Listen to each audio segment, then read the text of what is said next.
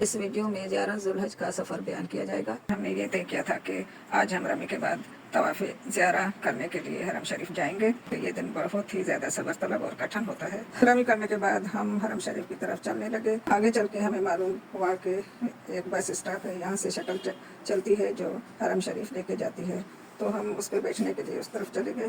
Shuttle کا راستہ بہت زیادہ ڈسپلن والا تھا، یعنی اس میں کوئی ایسی گنجائش نہیں تھی کہ ایک دوسرے کو دھکے لگیں۔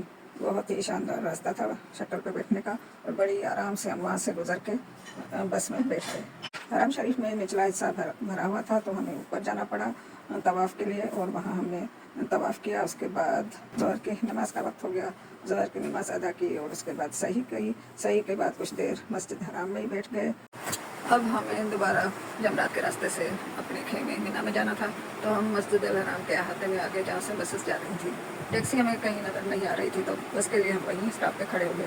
بہت زیادہ شدید گرمی تھی اور رش حد سے زیادہ تھا۔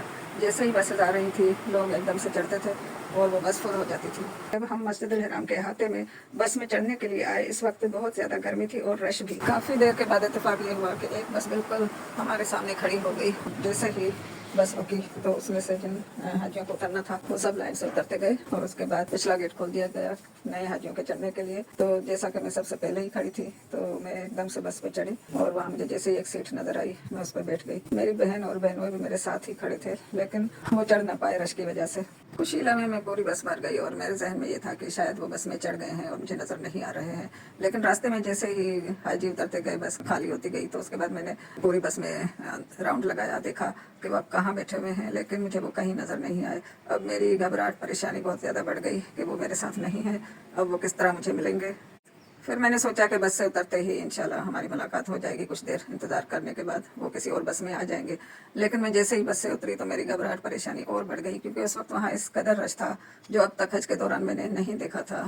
بہت زیادہ حاجی آ رہے تھے، کیونکہ وہ ٹائم اس طرح کا تھا کہ سب کو مغرب سے پہلے شیطان کو کنکریاں مارنی تھی، اس وجہ سے ہر طرف حاجی تھے۔ اب میرا رکنا مجھے بیکار لگ رہا تھا، کیونکہ اگر میں رکی بھی تو نہ وہ مجھے دیکھ پائیں گے اور نہ میں انہیں دیکھ پاؤں گی۔ یہ وہ لمحہ تھا جس نے مجھے اندر سے جھنجھوڑ ڈالا۔ اب میں ہر طرف دیکھ رہی تھی اور میری آنکھوں میں آنسو تھے، کیونکہ میں بالکل اکیلی تھی، میرا کوئی اپنا میرے ساتھ نہیں تھا۔ سب حاجی اپنی دھن میں چلتے جا رہے تھے، کوئی کسی کو نہیں دیکھ رہا تھا۔ مجھے حشر کا وہ دن یاد آ رہا تھا جو سورہ بقرہ میں جس کا بیان دیا گیا ہے آیت نمبر 47 میں، جس میں اس دن کا نقشہ کچھ اس طرح کھینچا گیا ہے کہ اور اس دن سے ڈرو جب کوئی کسی کے کچھ کام نہیں آئے گا، اور نہ کسی کی سفارش منظور کی جائے گی، اور نہ کسی سے کسی طرح کا بدلہ قبول کیا جائے گا، اور نہ لوگ مدد حاصل کر سکیں گے۔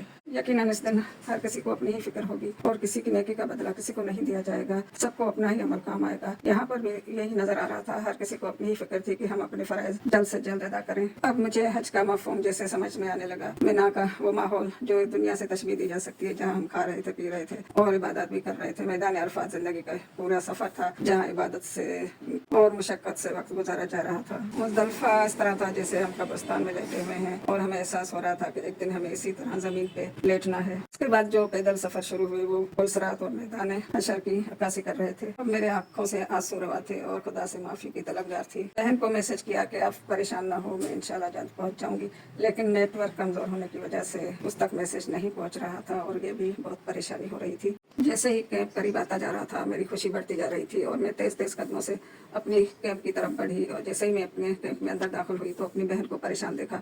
وہ نیچے بیٹھی ہوئی تھی اور دوسرے حاجی انہیں دلاسا دے رہے تھے۔ اس نے جیسے مجھے دیکھا کھڑی ہو گئی، اور ہم نے ایک دوسرے کو گلے لگایا۔ حج کا یہ تجربہ میرے لیے بہت اہم تھا۔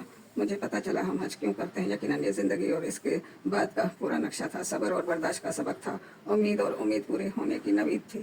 جو بھی حج کرتا ہے وہ یقیناً اپنے تجربات اور محسوسات کے لحاظ سے حج کو سمجھتا ہے، اور اس کی زندگی پہ اس طرح اس کا اثر ہوتا ہے۔ خیر سے مینا میں یہ ہماری آخری رات تھی جو گزری، اور ایک روشن صبح ہوئی۔ آج ہمیں رمی کے بعد اپنے ہوٹل واپس جانا تھا۔ کچھ حاجی صبح نکلے تھے، ہم تقریباً 4 بجے کے قریب نکلے، سامان اٹھایا۔ آج ہمارا حج پورا ہو رہا تھا، اس کی ہمیں بہت زیادہ خوشی ہو رہی تھی۔ گرمی بہت شدید تھی، لیکن جب روحانی طاقت بڑھ جائے تو جسمانی تکالیف محسوس نہیں ہوتی ہیں، اس لیے ہمیں کوئی پریشانی نہیں ہو رہی تھی، اور ہم بڑے آرام سے چلتے جا رہے تھے۔ کنکریاں مارتے وقت بہت زیادہ رش تھا۔ جب کنکریاں مار کے نکلے تو پیدل کافی آگے ہم لوگ گئے۔ اس کے بعد ہمیں ایک سواری ملی جس پہ بیٹھ کے ہم اپنے ہوٹل کی طرف روانہ ہو گئے۔